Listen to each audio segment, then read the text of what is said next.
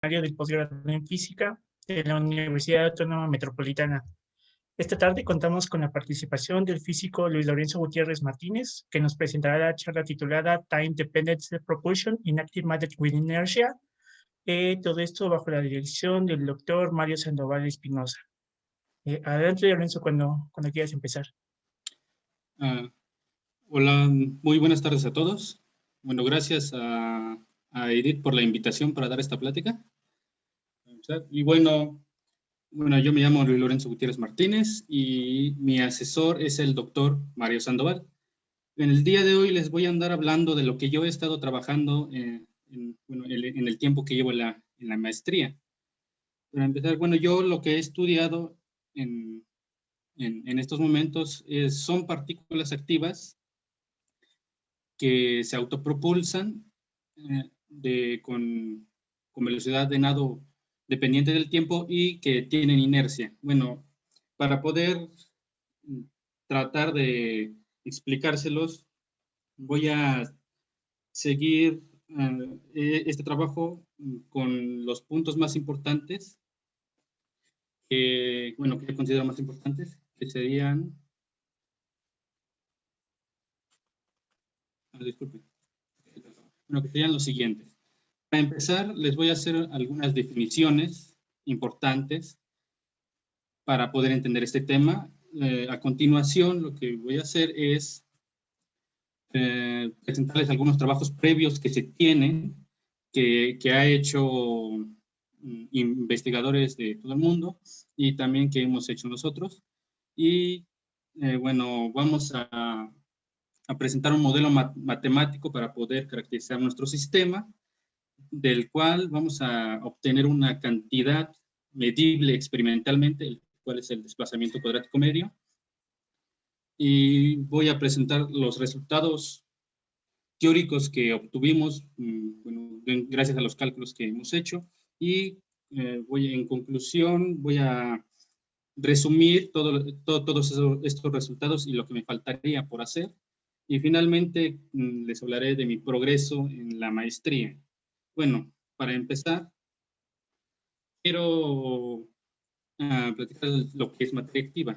La materia activa son sistemas que está formado por un conjunto de elementos, los cuales toman energía de su entorno y lo convierten en movimiento dirigido.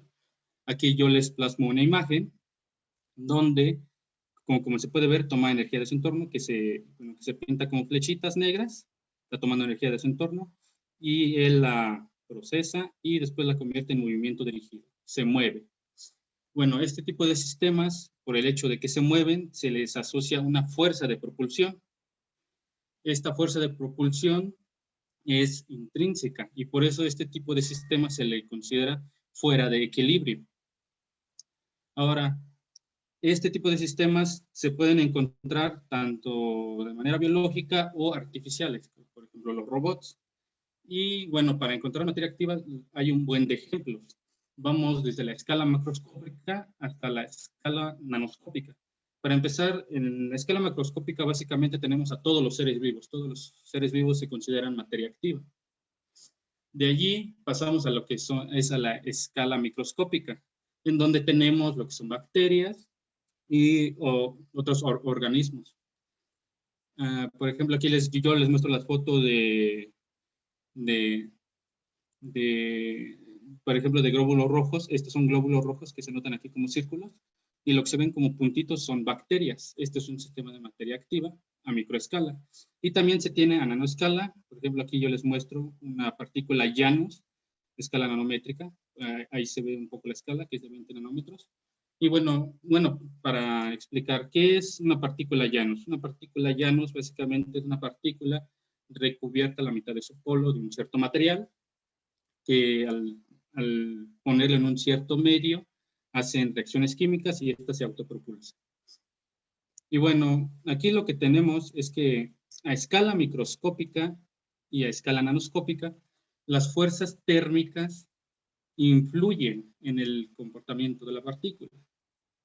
Un claro ejemplo de esto es el fenómeno conocido como movimiento browniano.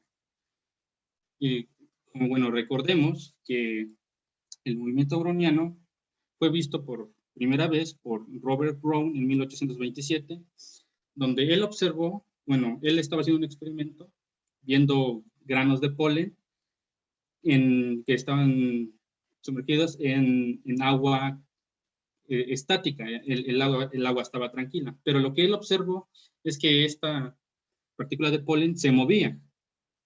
¿Cómo pasaba esto si el agua estaba quieta y no había nada que lo moviera? Entonces, en ese momento, él no pudo dar una explicación del origen de este movimiento.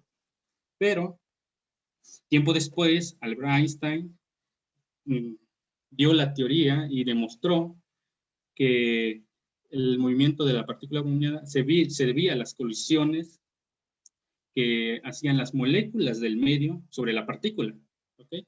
Entonces, aquí les muestro un pequeño video sobre cuando ocurre esto. O sea, tenemos la partícula browniana, una partícula más grande, y las moléculas del medio son las que hacen que ésta se mueva. Y su movimiento es aleatorio. Entonces, para abordar el problema del movimiento browniano, existen dos formas. En este trabajo yo les voy a andar presentando solamente una, que es utilizando ecuaciones de Newton. Bueno, como sabemos, a una partícula le podemos asociar una ecuación de movimiento partiendo de las leyes de Newton. Y bueno, y lo que hacemos aquí al plantear esta ecuación de movimiento es agregarle un término estocástico. Al agregarle este término estocástico, tenemos una ecuación de Newton con término estocástico y a esta ecuación se le llama ecuación de Langevin. Esta ecuación de Langevin está dado para una partícula browniana simple, está dado por esta ecuación. De este lado tenemos masa por aceleración y del otro lado tenemos la fuerza de fricción con el medio más las fuerzas estocásticas debido a las colisiones que tienen las moléculas sobre esta partícula browniana. Ahora, esta fuerza estocástica cumple con las condiciones de ruido blanco, es decir, que está delta correlacionada y el promedio en el tiempo es cero.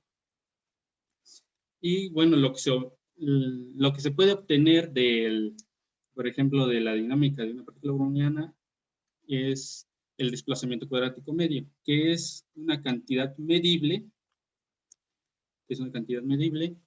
y en el caso del movimiento browniano está dado por 4 veces la difusión, el coeficiente de difusión browniano por el tiempo. Y bueno, estos son los resultados que se conocen del movimiento browniano, pero esto no es de lo que yo voy a hablar como tal, sino simplemente quiero mencionarles que de aquí es donde se parte toda la teoría que les voy a mencionar. Lo que tenemos es una evolución de pasar de lo microscópico a lo macroscópico. ¿Cómo sucede esto? Partiendo, por ejemplo, de la ecuación de Langevin para partículas brownianas pasivas, que es la ecuación que es el sistema que les acabo de mencionar, pasamos a lo que es a la ecuación de Langevin para partículas brownianas activas. Aquí la modificación se hace agregándole una fuerza de autopropulsión, es lo único que se le agrega a la ecuación de movimiento, una fuerza de propulsión. De allí se ha pasado a plantear la ecuación de Langevin para partículas activas semi-inerciales. ¿A qué se refiere esto de semi-inercial? Que, bueno, semi-inercial significa que vamos a tomar en consideración la masa de la partícula, pero no el momento de inercia. Y finalmente, de aquí se ha pasado a plantear las ecuaciones de movimiento para partículas activas inerciales. En este caso ya se considera tanto la masa y el momento de inercia de la partícula. Y de hecho ya la escala de estas partículas ya es macroscópica. Ya estamos hablando del tamaño de milímetros, incluso centímetros de estos sistemas. Por ejemplo, de estos últimos sistemas han habido varios trabajos recientemente de partículas activas inerciales. Y este tipo de sistemas son, por ejemplo, algunos de estos, básicamente robots. Por ejemplo, tenemos lo que son vibrobots, que son, digamos, estudiados más sofisticadamente. Incluso uno puede hacer mismo su propio vibrobot de forma casera, como es este. Se agarra un cepillo de dientes y, bueno, le hace ciertas modificaciones y ya tienes un vibrobot. Tienes una materia activa inercial. Y tenemos lo que son los robots Hexbox. Ahora, estos son los sistemas que se tienen hasta el momento. Y de hecho, nosotros hicimos un trabajo previo antes de meternos de lleno al tema, que fue relacionado precisamente con estos Hexbox. ¿Y qué es lo que hicimos?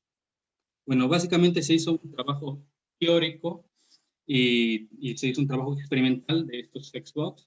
Bueno, con la colaboración de un postdoctorante de mi asesor, del doctor Mario, y él hizo lo que es el experimento y nosotros la teoría y las simulaciones. El sistema que se estudió fueron estos Xbox confinados en una trampa armónica. Y como se puede ver aquí, este sería el experimento. Aquí tienes al Xbox confinado en una trampa armónica. Y aquí están las simulaciones que se obtuvieron. Disculpen. Aquí tienes el Xbox y aquí tienes a las simulaciones. Como pueden ver, se puede representar, bueno, tienen un comportamiento bastante similar. Y bueno, este fue nuestro estudio. ¿Y qué es lo que se obtuvo, no? ¿Y qué es lo importante? Lo que se obtuvo fueron el desplazamiento cuadrático medio, que es la cantidad que les menciono, y la rapidez cuadrática media. El desplazamiento cuadrático medio, como pueden ver en la gráfica, tiene una muy buena concordancia en lo que es el experimento, la teoría y las simulaciones. El experimento está pintado como círculos azules, la teoría está en líneas punteadas verdes y las simulaciones están en líneas punteadas naranjas. Como pueden ver, hay una muy buena concordancia. Ahora tenemos lo que es la rapidez cuadrática media. Y esta rapidez cuadrática media, en cuanto a la teoría y las simulaciones, pegaron bastante bien. Pero hay una diferencia notable con el experimento. Entonces, esta diferencia se le atribuye a la anisotropía de los Xbox. Y bueno, más que nada, eso es algo de lo que yo he hecho en la maestría. Y básicamente lo hicimos entre mi asesor, el postdoctorante y yo. Y bueno, todos estos sistemas que les acabo de mencionar son básicamente partículas inerciales, pero en todas se hace la suposición de que la velocidad de autopropulsión que tienen es constante. Pero la mayor parte de la materia activa presente en la naturaleza no tiene ese comportamiento continuo, ¿no? Lo que pasa y que podemos observar en este ejemplo ilustrativo, que es el movimiento de renacuajos, simplemente como una pequeña ilustración, es que la velocidad de estos entes, de estas partículas, es muy variada. No es continua, para nada es continua. Y precisamente este tipo de sistemas, digamos, está muy alejado de la teoría que se ha manejado con velocidad de propulsión constante.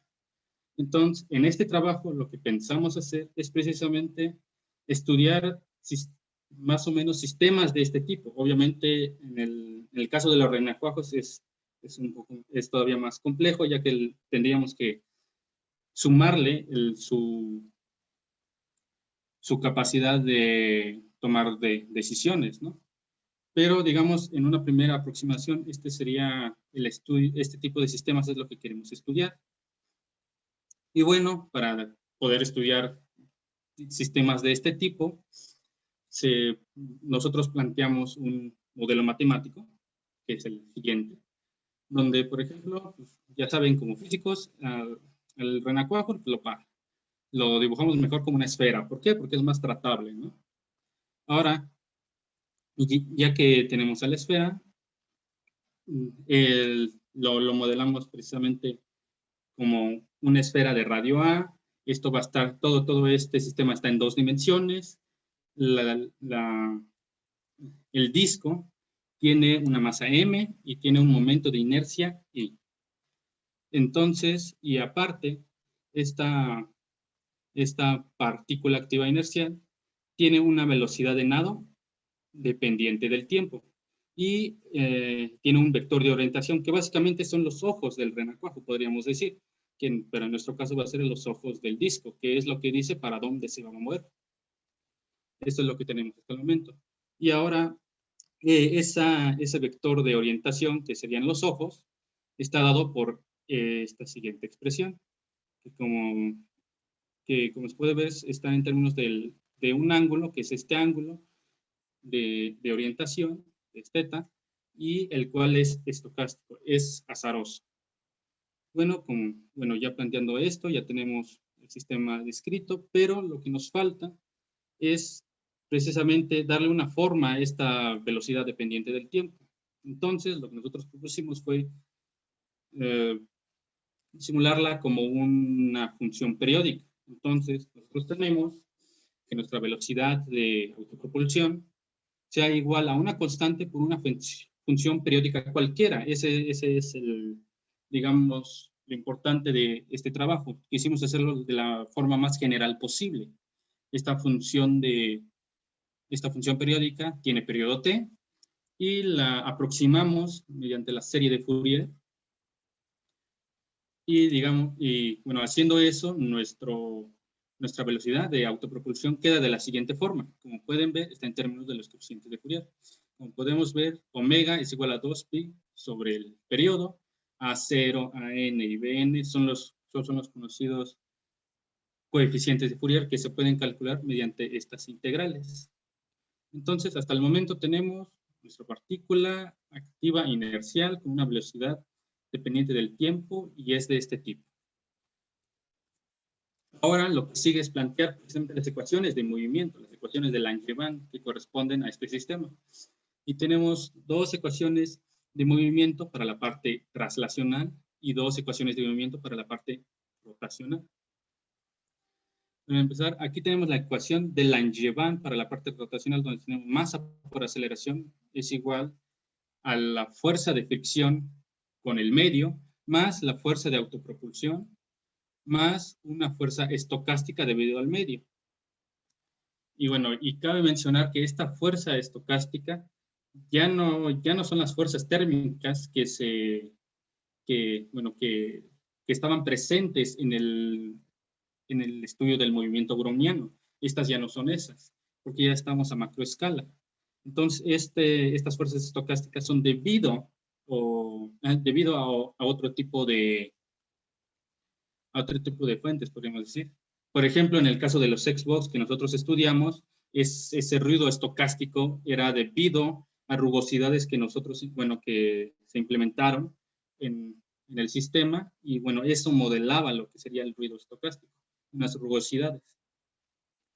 Y bueno, tenemos la parte de rotación, que tenemos aquí la ecuación de Langevin para la parte rotacional, tenemos el momento de inercia por el cambio de la velocidad angular con respecto al tiempo, igual a la fuerza de fricción más una torca estocástica. Esta torca estocástica, como había dicho, ya no se debe a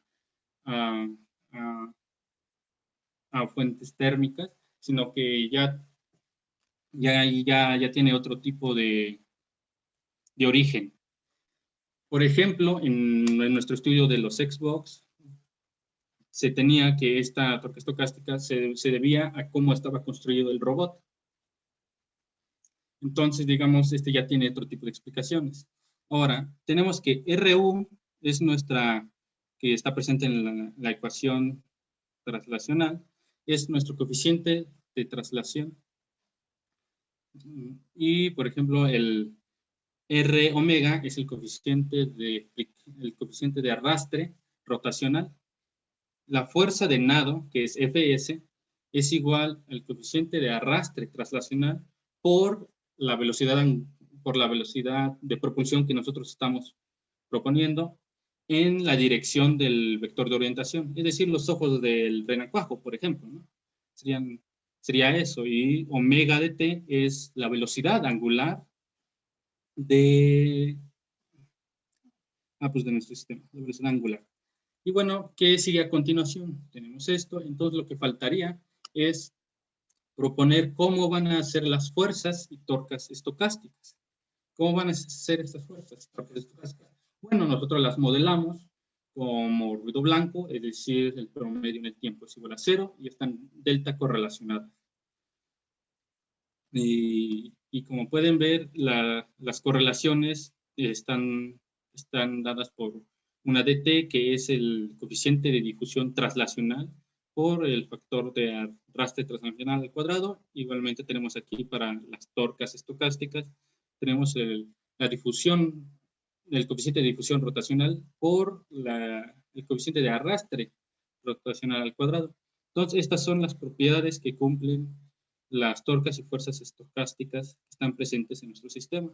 Y algo adicional que agregamos es esta propiedad que se debe nada más a que tenemos que la fuerza estocástica y, por ejemplo, el vector de orientación, que también es estocástico, son independientes, entonces no hay una correlación entre ellas, por lo tanto, esa correlación es cero. Lo agregamos porque va a ser útil en cálculos posteriores. Bueno, pues ya que tenemos esto, ya que tenemos todo escrito en nuestro sistema, procedemos a calcular la cantidad importante, que es el desplazamiento cuadrático medio, que es la cantidad medible. ¿Y cómo procedemos? Bueno, resolvemos las ecuaciones de movimiento que les planteé. Serían las ecuaciones de Langevin para la parte traslacional y rotacional, reescribiéndolos de esta forma, como se los muestro aquí. Y bueno, utilizando el método de factor integrante, se resuelven y se obtiene lo que es la velocidad traslacional y la velocidad angular. Y tenemos estas expresiones, en las cuales hemos definido tau m como, bueno, igual a la masa sobre el coeficiente de arrastre traslacional, y tau i lo hemos definido como el momento de inercia sobre el coeficiente de arrastre rotacional. Entonces, hasta el momento tenemos lo que es la velocidad traslacional y la velocidad angular. Entonces, lo que seguiría es calcular la posición y el ángulo de orientación. Para eso las reescribimos de esta forma. Y integramos. Integrando estas ecuaciones se obtiene estas expresiones. Y bueno, ya tenemos tanto velocidad traslacional, posición, velocidad angular y ángulo de rotación, digo, el ángulo de rotación, ya los tenemos. Ahora, para simplificar un poco esto, nosotros aplicamos condiciones iniciales. Básicamente es agarrar x0, b0, omega 0 y teta 0 y les damos un valor 0, que serían los valores iniciales. Entonces, nuestras ecuaciones se reducen a lo siguiente. Entonces, finalmente tenemos que la posición, la velocidad y el ángulo de orientación están dados por estas integrales. Entonces, hasta el momento ya tenemos estos datos, pero, como les había mencionado, lo importante es calcular el desplazamiento cuadrático medio. Para ello necesitamos saber las correlaciones que hay entre los vectores de orientación. Es decir, estos vectores de orientación. Ahora, para calcularlo, primero vemos que nuestro sistema es isótropo y también que hay ausencia de fuerzas externas. Por lo tanto, simplemente no sobreviven los vectores de orientación con el mismo componente. Entonces, las correlaciones que se tienen son estas. Coseno, coseno, seno, seno. Son las correlaciones que nos interesan. Y bueno, para poder calcularlas, se aprovecha que la dinámica rotacional es un proceso gaussiano y, digamos, se utilizan algunas propiedades y se puede demostrar que precisamente esa correlación se puede escribir de la siguiente forma, es decir, la parte real de una exponente imaginaria, bueno, de dos exponentes imaginarias, están en términos de delta t, donde delta t básicamente son la diferencia entre el ángulo en un tiempo t2 y otro ángulo en un tiempo t1 inicial. Entonces, aplicando cálculos, y aprovechando que teta es un proceso gaussiano estacionario, se hacen cálculos y se obtiene precisamente estas correlaciones, y como pueden ver, las correlaciones entre los vectores de orientación están dados por la exponencial de la exponencial. Y de hecho, un cálculo interesante, simplemente para recordar algunos resultados, es hacer la masa y la aceleración igual a cero, es decir, nos vamos a los límites de masas muy pequeñas. Y lo que se obtiene es precisamente la correlación entre vectores de partículas activas a microescala, o se podría decir el caso sobreamortiguado. Bueno, nótese que aquí B se ha definido como el coeficiente de arrastre rotacional sobre el momento de inercia. Bueno, entonces hasta el momento ya tenemos lo que son nuestras correlaciones de los vectores de orientación, y tenemos la posición, la velocidad y el ángulo de rotación.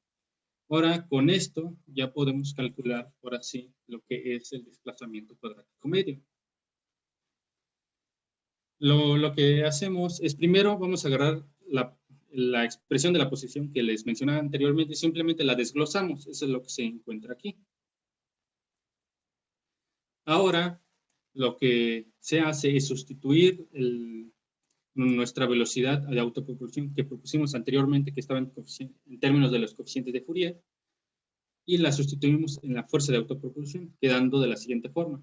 Aquí quiero hacer una mención de que es importante recordar que de manera práctica no podemos poner la serie de Fourier como una suma de 0 a infinito. Eso prácticamente no es algo viable, y menos si queremos obtener resultados numéricos.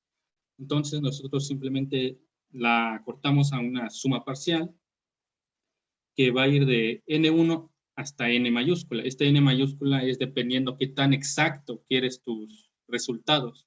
Eso ya depende de cada quien. Y por eso es que definimos como fs de n, y de hecho esto es lo que se sustituye aquí en fs, bueno, o la fuerza de autopropulsión. Bueno, sustituyendo esta expresión de la fuerza en la expresión para la posición, nosotros obtenemos lo que sería la expresión completa para la posición. Pero antes vamos a ocupar unas propiedades de simetría que tiene nuestro sistema. ¿Por qué? Porque estamos hablando de un disco, el cual es simétrico. Y también estamos hablando de que nosotros no estamos incorporando fuerzas externas a las que ya mencionamos que son debidos a nuestro sistema. Por lo tanto, las correlaciones entre componentes cruzadas es cero, y simplemente sobreviven las componentes, las componentes al cuadrado, como se puede ver aquí. Y por lo mismo de la simetría, tenemos que la componente 1 al cuadrado y la componente 2 al cuadrado son iguales. Entonces, nuestro cálculo se reduce a simplemente calcular una de las componentes del desplazamiento cuadrático medio, porque simplemente multiplicando por 2 ya obtienes el total. Entonces, lo que sigue es precisamente calcular esa componente. Como ya les mencioné anteriormente en esta presentación, hay que sustituir la fuerza de autopropulsión en esta expresión para la posición. Después hacemos producto punto de esta consigo misma, y se obtiene una expresión bastante larga. Digamos, ahora tenemos que una de las componentes del desplazamiento cuadrático medio va a estar dado por dobles integrales. En total van a ser 64 dobles integrales. Entonces son bastantes integrales, pero aprovechando el hecho de que, bueno, una propiedad que mencionamos hace rato, que es debido a que la fuerza estocástica y el vector orientación son independientes, digamos, la correlación entre ellas es cero. Estas integrales, dobles integrales de 64, se nos reducen a 40. Bueno, ya es menos, ¿no? Pero, si se fijan, teníamos que la fuerza de autopropulsión estaba dado en términos de coseno y seno. O sea, si hacemos el producto punto, significa que tenemos integrales del producto de dos funciones trigonométricas, coseno, coseno, seno, seno, las mixtas, y bueno, para poder simplificar un poco lo que son las integrales que vamos a resolver, se aplican estas propiedades trigonométricas que son conocidas, que, bueno, tiene una ventaja que nos reduce, digamos, un poco el grado de dificultad de la integral, pero nos vuelve a entregar más integrales, 64 integrales en total. Volvemos a tener 64 integrales, pero ya un poco más sencillas.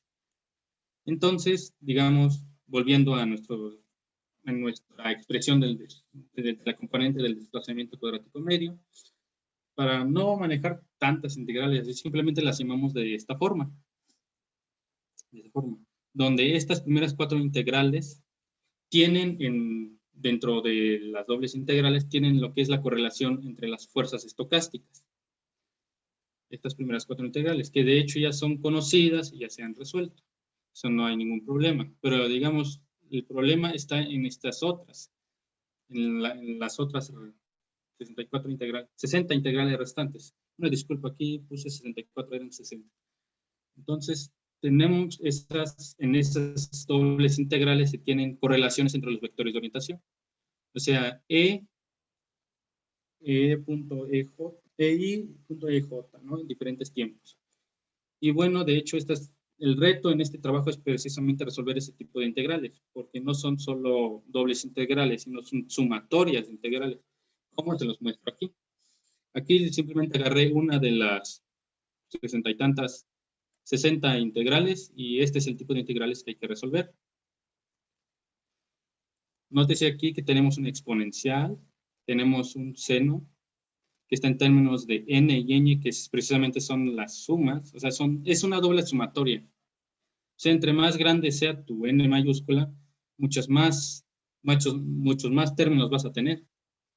Y aquí tenemos lo que es la correlación entre los vectores de orientación. Entonces, el reto en este trabajo fue precisamente resolver este tipo de integrales, porque recordemos que la correlación entre los vectores de orientación está dado por esto, o sea, una exponencial de la exponencial, la tomamos, la sustituimos en esta expresión de arriba, y va a estar multiplicado por un seno en diferentes tiempos, y por otra exponencial.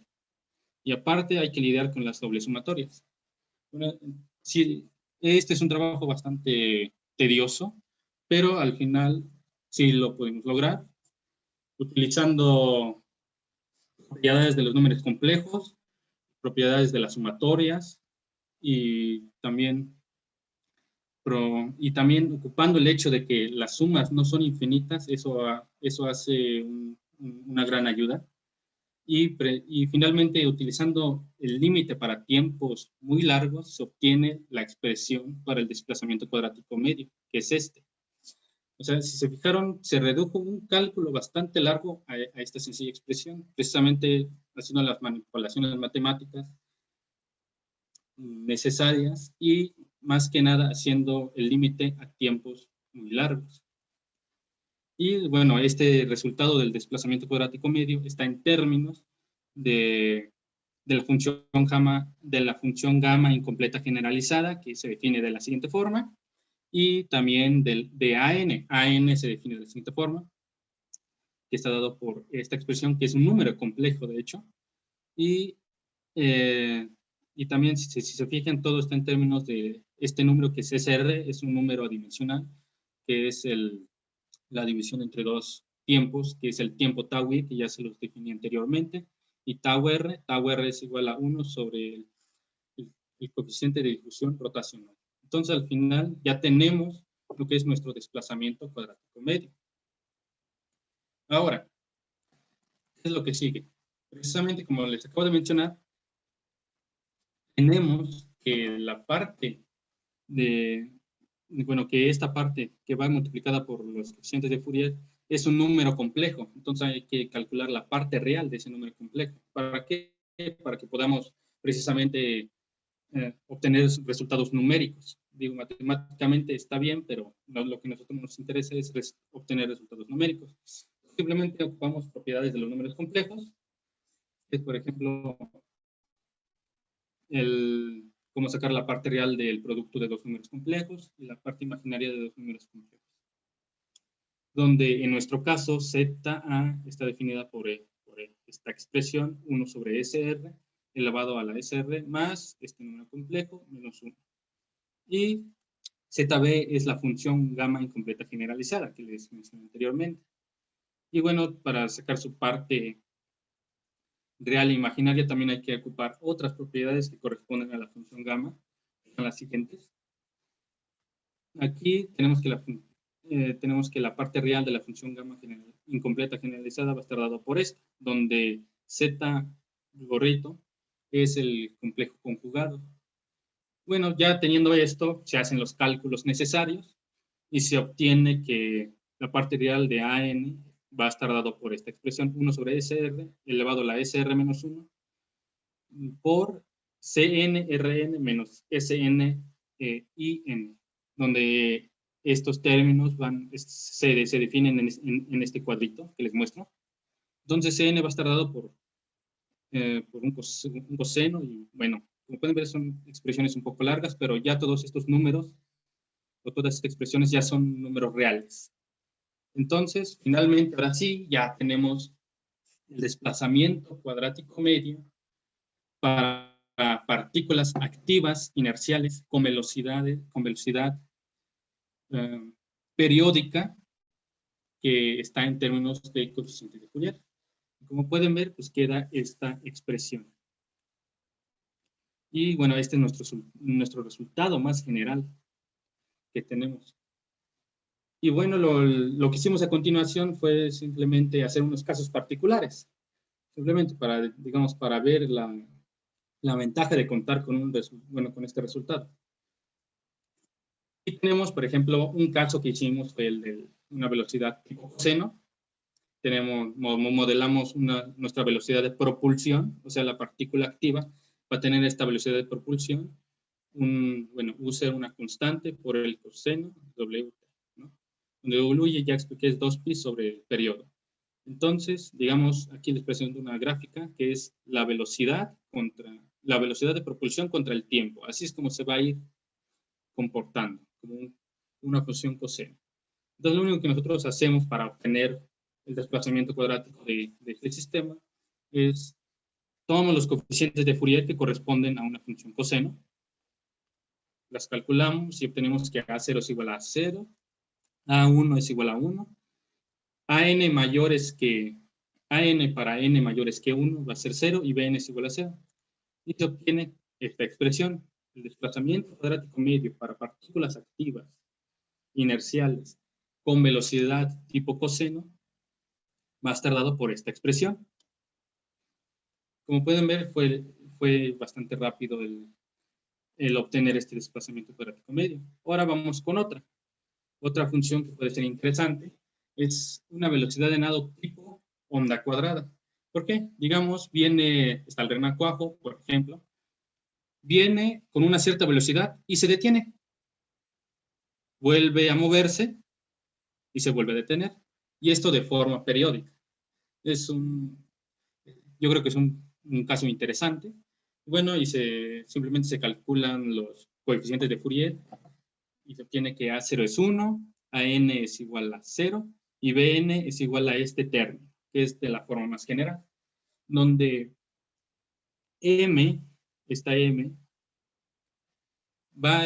es simplemente un número que depende del tiempo, así como aquí se ha definido anteriormente, que M de t es menor que el tiempo, pero el tiempo va a ser menor que m más un medio de t. Y bueno, simplemente sustituimos esto que se obtuvo de los coeficientes de Fourier y lo plasmamos, bueno, lo sustituimos en el desplazamiento cuadrático medio. Se obtiene esta expresión, que es una expresión un poco larga, debido a que el Bn va a estar dado por esto, pero como les mencioné, esta M está dado, depende del tiempo, de tal manera que cumpla esta condición. Esta es la única condición de de esa m. Entonces, básicamente aquí tenemos, otra vez tenemos el desplazamiento cuadrático medio para partículas activas inerciales con una velocidad tipo onda cuadrada. Y finalmente, pues, estudiamos el caso de una velocidad de nado tipo zigzag. Y es un poco parecida a la velocidad de onda cuadrada. Nuevamente, simplemente se calculan los coeficientes de Fourier. Se obtienen estas cantidades. A0 va a ser igual al periodo sobre 2 y AT va a estar dado por esta expresión. Simplemente agarramos estos coeficientes, se sustituyen en la expresión general y se obtiene que el desplazamiento cuadrático medio para partículas activas inerciales con velocidad de propulsión tipo zigzag es esta, donde AN pues está dado por este y esta M depende del tiempo y de tal manera que cumpla con esta condición. Entonces ya tenemos básicamente todos estos resultados teóricos. Esto es los resultados teóricos que llevo. Y recientemente hemos hecho algunas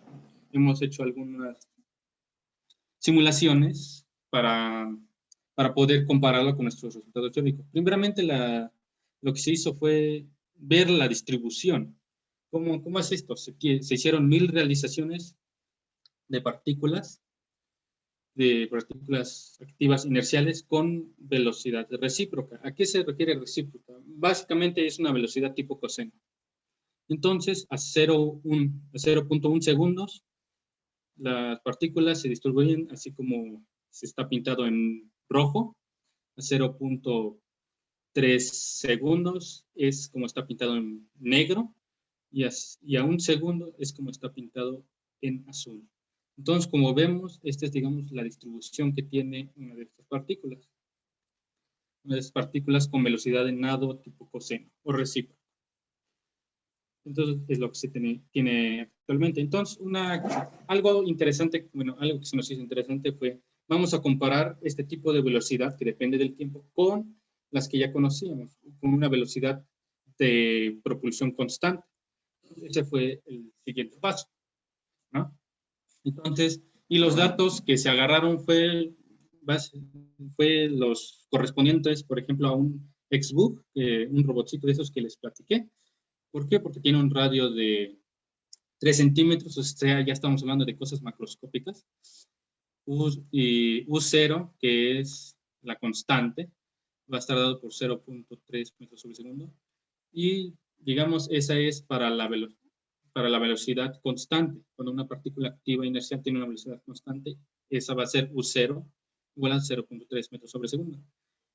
Y esa es la correspondiente a esta parte. Pero también tenemos lo que es una velocidad de nado tipo coseno, como se los muestro aquí. Entonces, veamos, por ejemplo, visualmente una pequeña simulación por tiempo. Y vamos a ver si se alcanza a ver una cierta diferencia. Esa es una partícula activa inercial con velocidad constante. Se los vuelvo a repetir porque está algo corto el video. Pero ahí está. Así es como se mueve. Ahora veamos cómo es una partícula activa inercial con velocidad de nado tipo coseno. Permítanme un momento. Ahí está. Entonces, como ven, se detiene un momento y sigue avanzando. Eso es debido a que la velocidad de nado es dependiente del tiempo en este caso. Digamos, para que se note una diferencia más clara del comportamiento de estos dos sistemas, pues se trazaron lo que son los caminos típicos de este tipo de partículas. Entonces tenemos que el camino típico de una partícula activa inercial con velocidad constante es de la siguiente forma. Es de esta forma. Esos son los caminos típicos. Como pueden ver, pues no se distribuyen mucho en el espacio, pero sí avanzan un poco uniforme. Obviamente van aleatorio, pero eso es lo que se observa. Y veamos ahora el otro caso. Como pueden ver, ahora la velocidad de la partícula activa inercial con velocidad de autopropulsión tipo coseno o recíproca, recorre más el espacio. Y bueno, de hecho, de aquí se saca un dato interesante de que, por ejemplo, cuando se tiene una velocidad constante, una velocidad de propulsión constante, la partícula activa se difunde más que cuando se tiene una velocidad de nado dependiente del tiempo. Eso tiene algo de lógica, ya que en lo que, digamos, en lo que está cambiando la velocidad de nado de la partícula tipo coseno, en lo que se detiene, el otro sigue avanzando, sin importar qué. Entonces sí hay cierta concordancia. Y bueno, esto es lo que se tiene. Digamos, más que nada se los puse para una diferencia, bueno, para que se alcance a notar una diferencia visual. Y bueno, vamos a lo que seguiría ya una gráfica más interesante, ya uno de nuestros primeros resultados que tenemos de forma numérica, que es el siguiente. Aquí, en este caso, nosotros graficamos tanto las simulaciones y la teoría para partículas activas con velocidad de nado constante y velocidad de nado dependiente del tiempo, tipo coseno, como se los manejo aquí. Para la velocidad de nado tipo coseno, se tiene para las simulaciones, son los círculos verdes, esas son las simulaciones, y nuestra teoría son las líneas punteadas azules, como pueden ver, pega muy bien. Ahora, el otro simplemente es un resultado conocido, como ya les había mencionado, es el estudio de partículas activas inerciales con velocidad de nado constante, ya es conocido, ese es el que se pinta arriba, que es las simulaciones están en rojo y la teoría está con líneas punteadas negras. Ahora, lo que podemos ver aquí es que sí hay una diferencia entre una partícula activa con velocidad de nado constante y una partícula activa con velocidad de nado dependiente del tiempo. Entonces, sí hay una diferencia aquí. Y bueno, esos serían los resultados que tenemos hasta este momento. Y bueno, más que nada, de forma de conclusión, de todo lo que les acabo de platicar, espero no haberlos perdido demasiado. Y bueno, más que nada quiero mencionarles qué es lo que tenemos hasta el momento. Ya tenemos el resultado general, más general para el desplazamiento cuadrático medio, que está en términos de coeficientes de Fourier. Y tenemos 3 casos particulares ya hechos, igual tenemos los resultados teóricos ya, para una velocidad de nado tipo coseno, una velocidad de nado tipo onda cuadrada y una velocidad de nado tipo zigzag. Y también tenemos, bueno, también lo que observamos mediante la última gráfica que les mostré, es que sí hay una diferencia importante entre una partícula activa inercial con velocidad constante y una que varía una que tiene una velocidad de nado que varía en el tiempo. Entonces sí hay diferencias marcadas. Entonces lo que nos resta es tal vez hacer algunos otros casos particulares, tal vez, y más que nada obtener los resultados numéricos para los otros 2 casos que nos faltan y hacer una comparación entre todos, tal vez, y más que nada contra una velocidad de nado constante. Hacer todo ese análisis y bueno, ese sería lo que me faltaría para poder concluir mi trabajo de maestría. Y bueno, como último, quiero presentarles, mostrarles lo que llevo de progreso. Bueno, antes unas referencias, que son mis referencias principales que usé para esta investigación. Más que nada, como mi progreso, bueno, como el avance que he tenido hasta este momento. Hasta este momento, el trabajo que hicimos en colaboración con el postdoctorado de mi asesor, que es sobre los X-Bugs que están atrapados en una trampa armónica. Salió un artículo, ya ahorita estamos en la segunda réplica y bueno, esperemos que próximamente se pueda publicar. Y bueno, También de estos resultados vimos que, bueno, nuestros resultados teóricos están muy bien y simplemente queremos darles un mayor peso con las simulaciones que estamos haciendo para que próximamente igual estemos publicándolo. Bueno, de hecho, en estos momentos está en proceso de escritura y bueno, eso es lo que tenemos en este momento. Y bueno, finalmente, bueno, mencionarles que pues, este mismo trabajo va a estar presentándose aproximadamente en un mes en el March Meeting de la Sociedad Americana de Física. Y bueno, por si se preguntaban por qué esta presentación está en inglés, bueno, ahí está. Es por eso. Y bueno, eso sería todo. Les dejo nuestro equipo de trabajo, la página de nuestro grupo. Y bueno, eso sería todo. Sin más que decir, gracias por su atención. Muchísimas gracias, Lorenzo. Ahora vamos a pasar a la sección de preguntas. Si alguien tiene alguna duda, por favor, escríbanlas en el chat o activen su micrófono para que nos pueda ayudar, por favor.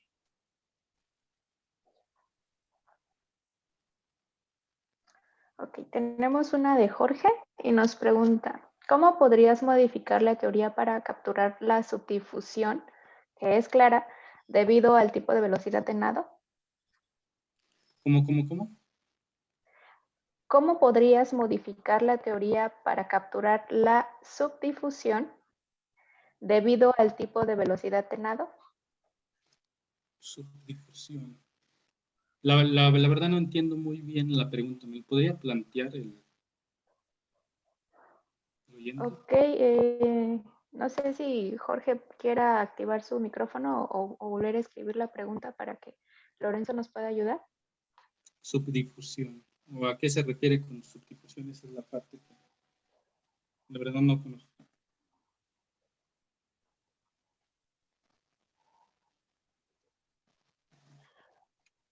Cuando haces la aproximación a tiempos largos, se pierde el comportamiento en el MSD.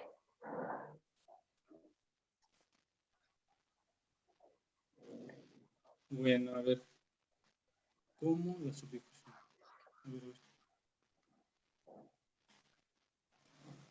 A ver si estoy entendiendo bien.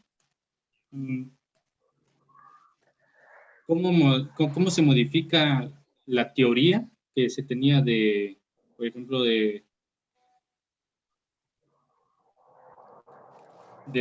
movimiento browniano o cómo está?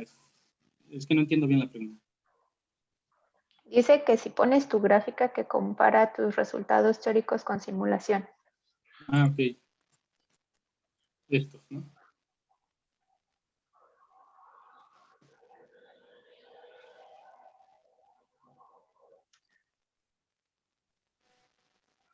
La curva verde, por ejemplo. Ajá, esa. El cómo cambia, o sea, ¿se refiere a Tiene cómo cambia más, el coeficiente de difusión? dice que tiene más de una pendiente. ¿Cómo recuperas esa información? Más de una pendiente.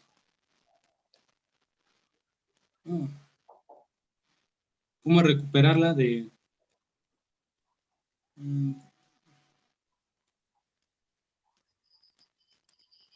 ¿Cómo recuperarla? Bueno, recuperar, que es lo que no me alcanza. Bueno, lo que alcanzo a entender es que, por ejemplo, la difusión de partículas brownianas, ¿no? Ajá, dice, a ver, te lo voy a volver a leer todo. Okay. Si pones tu gráfica que compara tus resultados teóricos con simulación, la curva verde, por ejemplo, tienes más de una pendiente. ¿Cómo recuperas esa información de la teoría? Más, ok. Ok. A ver. Es que lo que andaba entendiendo es cómo es que se recupera, por ejemplo, la gráfica verde, bueno, la línea verde con la roja. Pero creo que no es esa la pregunta, ¿verdad? Creo que no. Solo nos pregunta cómo podrías Creo que modificar la se teoría. refiere a cuando tenemos tiempos cortos. Porque, porque estas gráficas corresponden precisamente a cuando se tiene tiempos largos. Estas gráficas están hechas para tiempos muy largos. Entonces, lo que creo que se refiere es cuando se tiene tiempos cortos. Entonces, la respuesta sería simplemente no hacer tiempos largos. Bueno, creo que es lo que andan preguntando. No sé si contestamos tu pregunta o quieres hacer otra aclaración más. Bueno, espero haber contestado eso, porque precisamente donde se tiene ese comportamiento que menciona es a tiempos cortos. Ya a tiempos largos, pues prácticamente se comporta como lineal.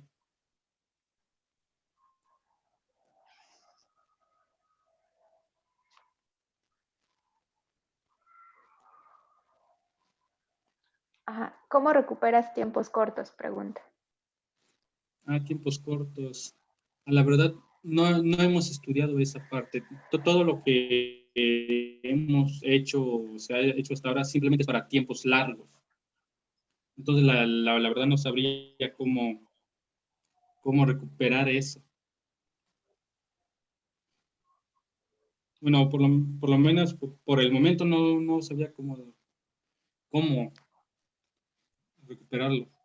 Básicamente porque toda la teoría que se manejó incluso desde que calculamos el desplazamiento cuadrático medio se hace para tiempos largos.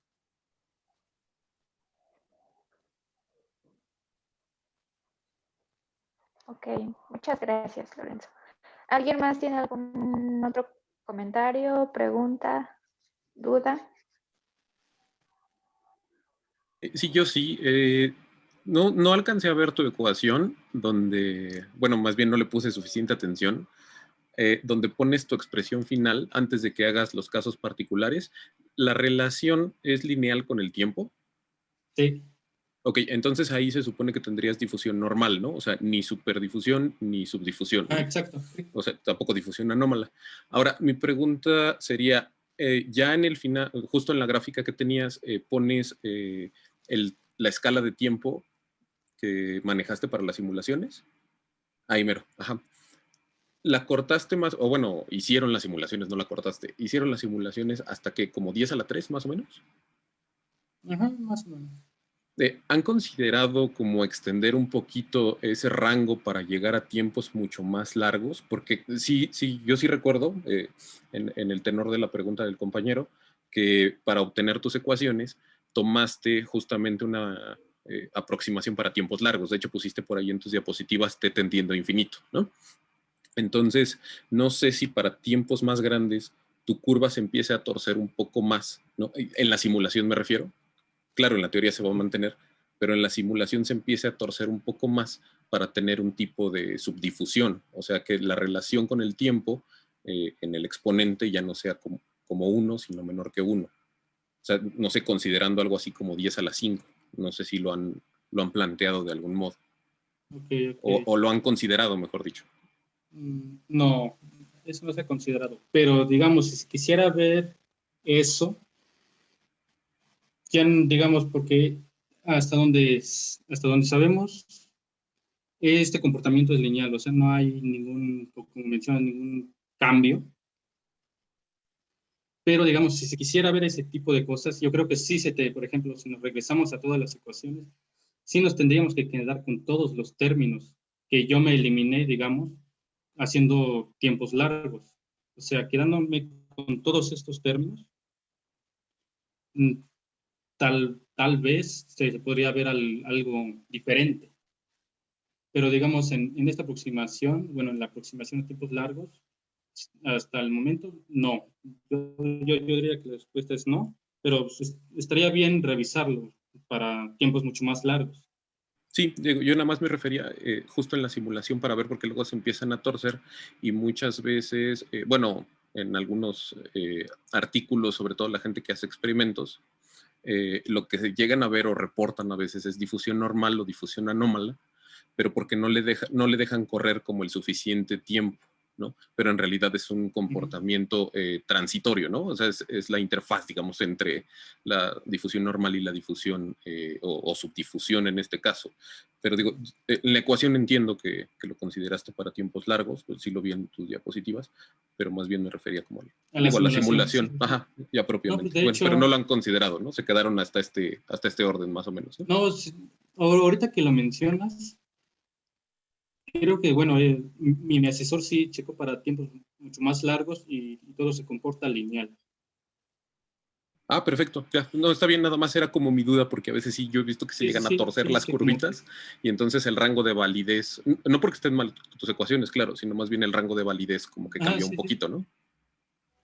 Sí. Muchas gracias. No, sí, como mencionas, sí, mi asesor me parece que sí hizo para tiempos mucho más largos. Ya, perfecto. Muchas gracias.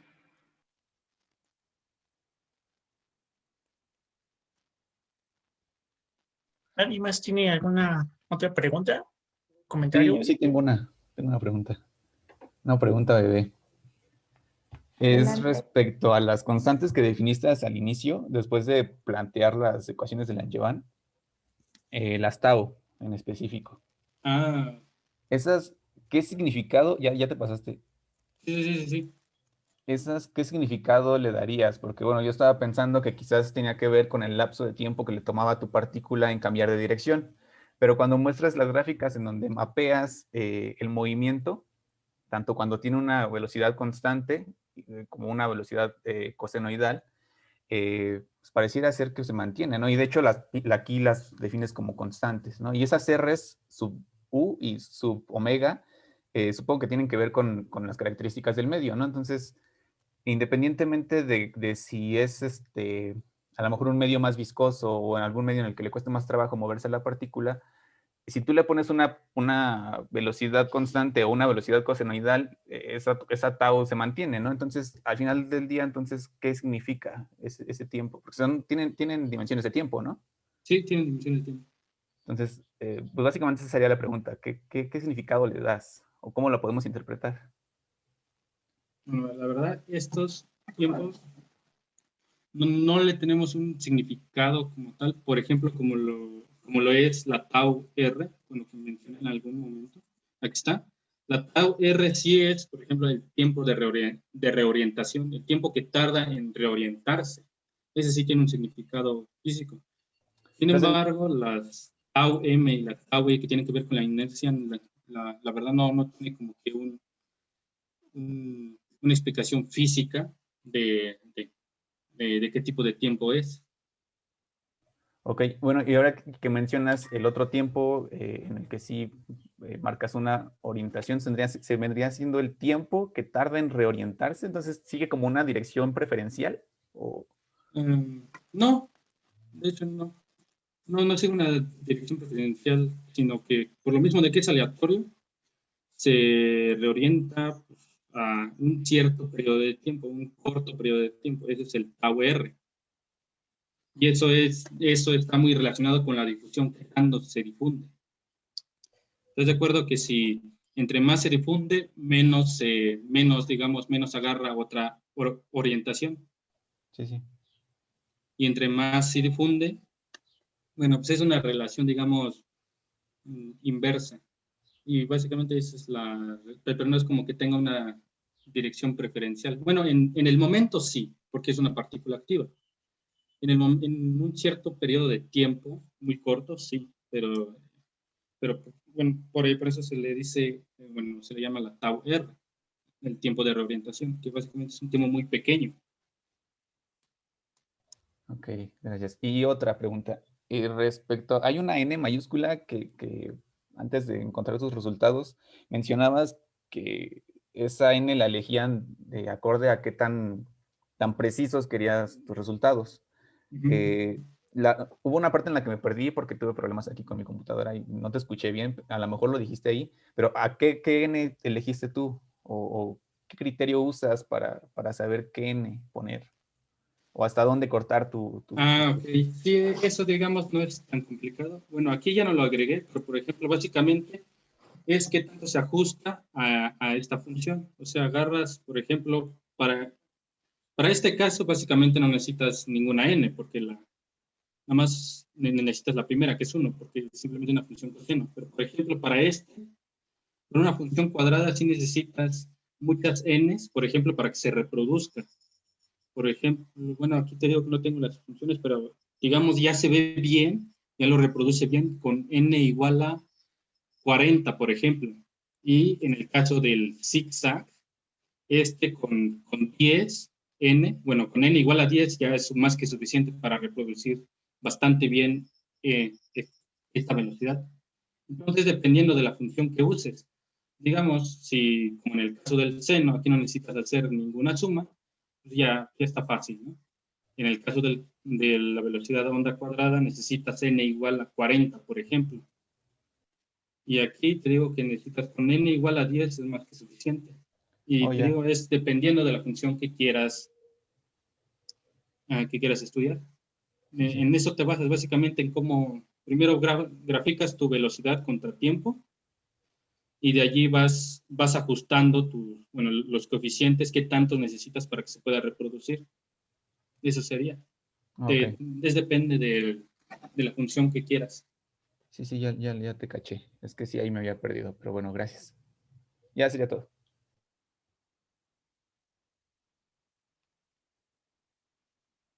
¿Nadie más tiene alguna otra pregunta o comentario?